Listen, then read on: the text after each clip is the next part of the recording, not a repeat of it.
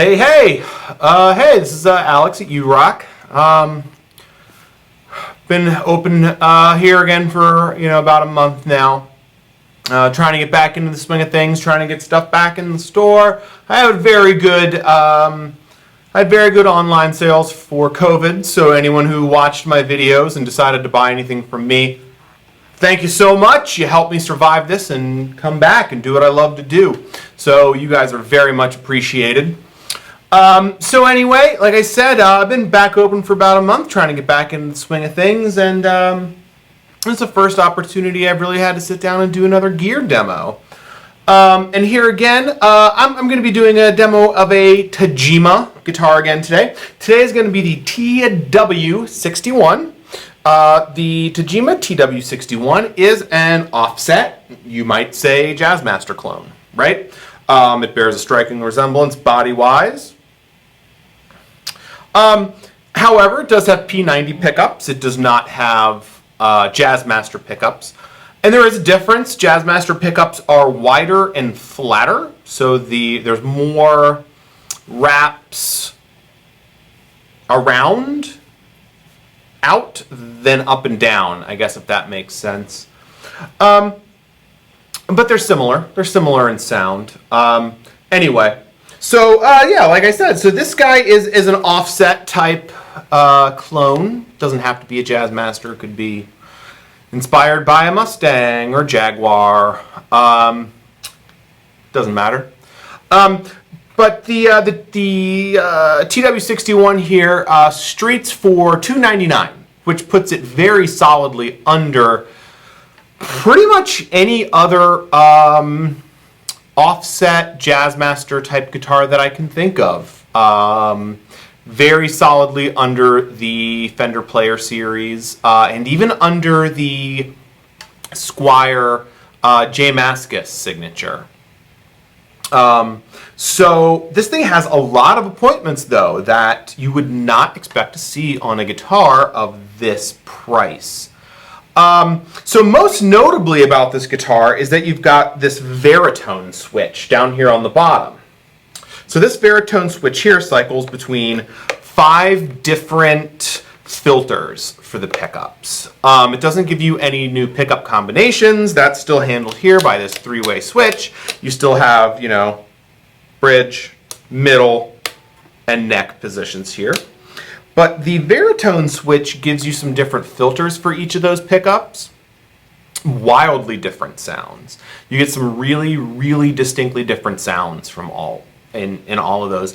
And truth be told, when you're first playing around, you might not find all 5 of those pickup combinations, pickup and filter combinations all that useful. But that's not something you know until you're playing in a band or you're making a recording.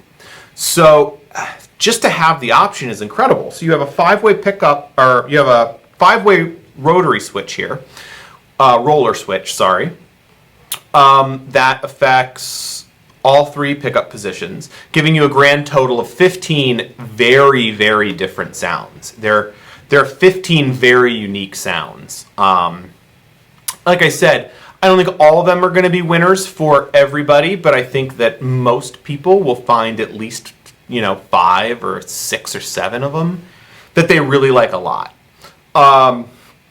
So that's sort of the main thing about this guitar. Other than that, it's fairly standard. 1 tone, 1 volume.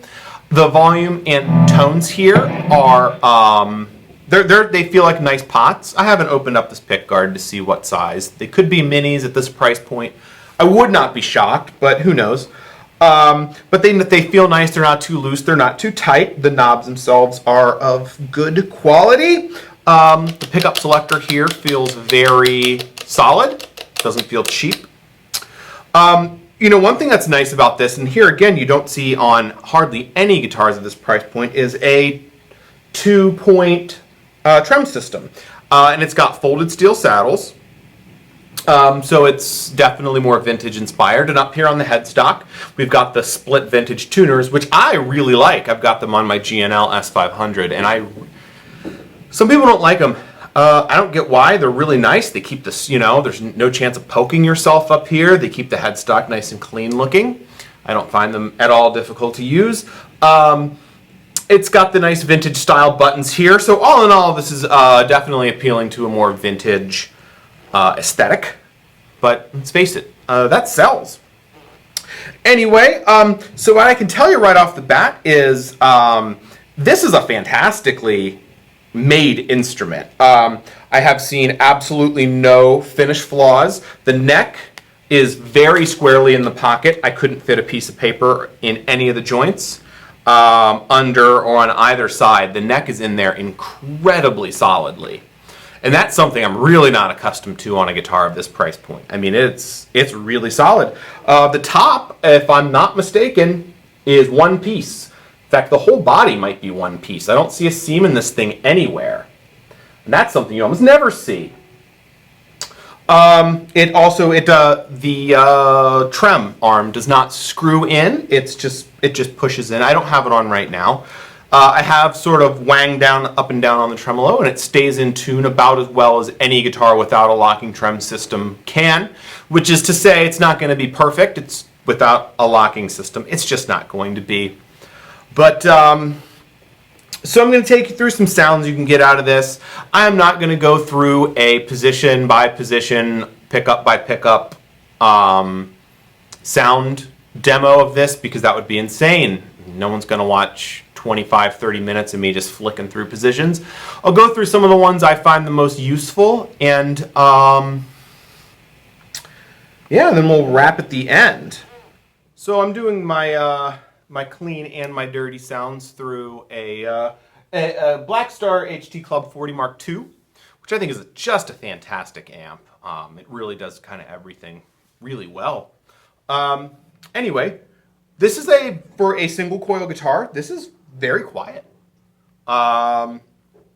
Before, when I was doing my intro wrap there, I had it on gain, and you heard me roll up the volume a couple of times, and no 60 cycle hum, at least no more than you would reasonably expect out of anything with single coil pickups. So if you start out in position 1 here, position 1 I think is the least affected by the roller switch. To me, that this is the most classic single coil P90 sound. It's a little swampy, it's a little gritty. The amp here is set on clean, and you hear it's got a little bit of breakup. These are very loud pickups, very hot.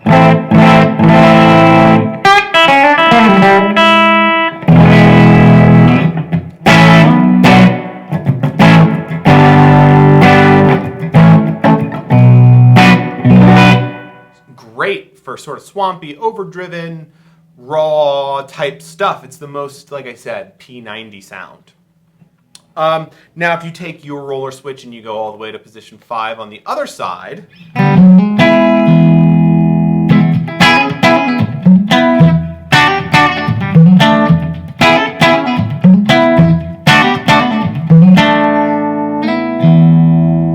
it's very sparkly. It sounds very Strat-like. So obviously you've got a neck and a middle position to that also.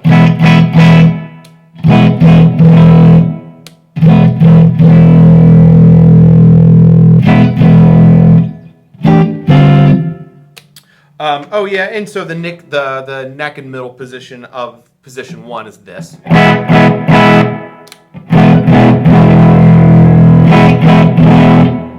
There again, I mean, that's kind of exactly what you would expect this guitar to sound like without the Varitone Switch in it. Yeah, a little dark here, a little dark, a little muddy.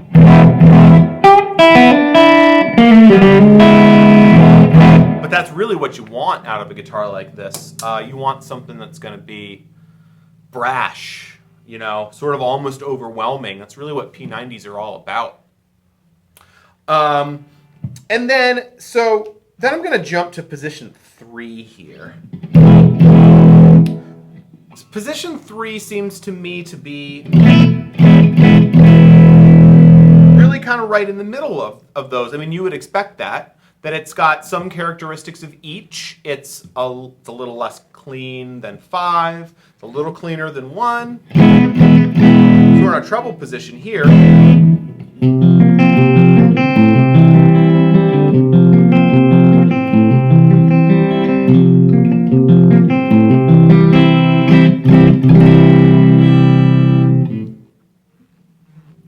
pretty humbuckery type sound to me. But it's got some sparkly, some sparkle. It's got some depth in it still. It's very mid-forward. So here again, it might not be a sound you like right off the bat, but it might actually be the sound you need in a mix with a band. And then we've got the 2 position here, which is, here again, it's sort of like 1 and 3 combined, I think. Might even be a little bit more mid-forward than 3.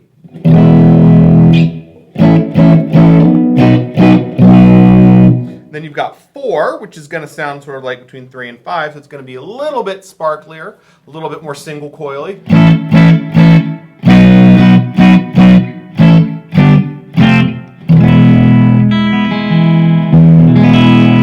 So it starts to get a little bit of twang, but it's still a little bit raw. I really like this position.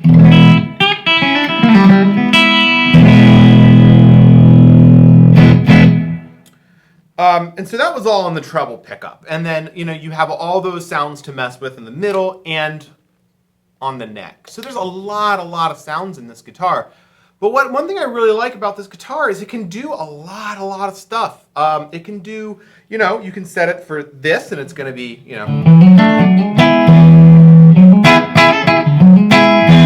pretty strat.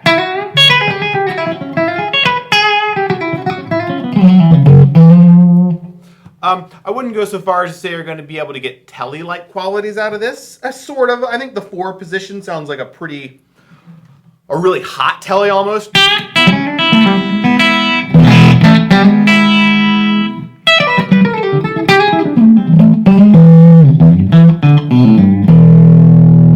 But there again, this, if you're trying to do country stuff, this wouldn't really be the amp.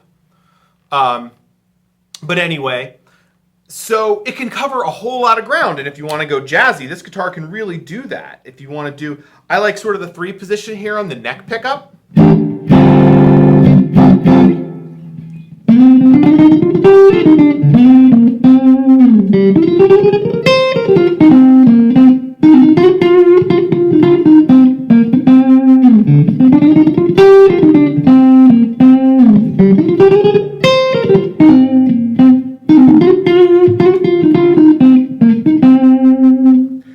Impressive. That was not messing with the tone at all. It's pretty impressive to be able to go from that to this with just a little bit of adjustment.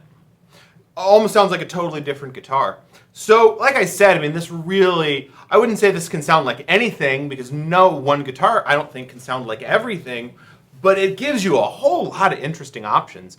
I think this guitar is really a fantastic choice for somebody who for instance, so what I'm going to do is I'm going to put a clip. There's just a Dinosaur Jr. song I like a lot called Pieces.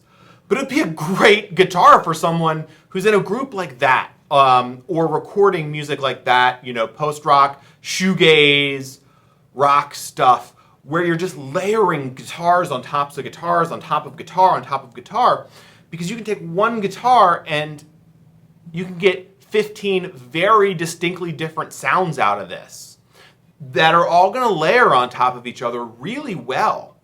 So it's perfect for someone like that.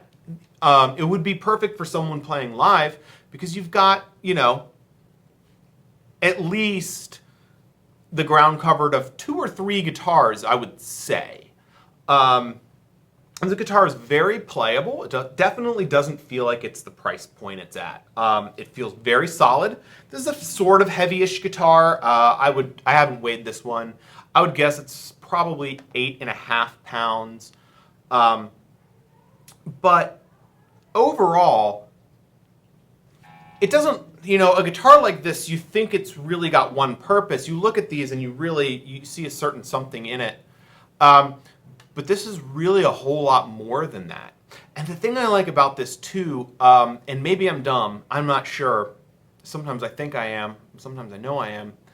But I feel extra dumb when I'm trying to play a Jazzmaster. I've never owned one personally, so I don't understand the lead circuit in it very well. This is a whole lot more simple. It's just the 5-way switch and then the 3-way switch. So it's easy to remember how it works.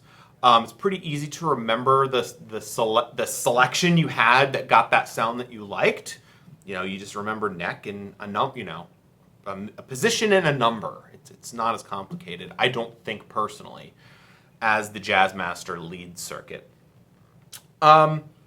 So yeah, I think that for the right person, this is just an absolutely perfect buy. You're not likely to get anything close to this quality-wise and sound-wise. The variety of sounds. You're not going to find that in anything else in this price point.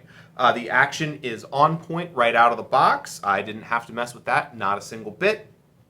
Like I said, the build quality is great. Everything is put together well. I haven't opened this up to see what's under the hood, but everything feels good. There's no crackle in any of the pots. Everything switches cleanly. This switches cleanly with no pops. I was really impressed by that. And then the hardware on it feels really good. The plate in the back, you can actually see the bridge. You can see the bridge block there is reasonably thick. It's not. It's a lot thicker than you'll get on the Squiers and a lot of the other cheap instruments. So all in all, I mean, I think this is an absolute buy if you're in the market for an offset. If you're in the market for an offset, you're just not going to do any better for your money. That's something I can definitely guarantee. So, yeah, join me next time when I figure out the next thing that I want to demo. Maybe I'm going to try to switch it up. But, comment, like, share, find me on Facebook, www.urockmusiccenter.com, reverb /urockmusiccenter to find anything that I'm selling. And see you guys next week.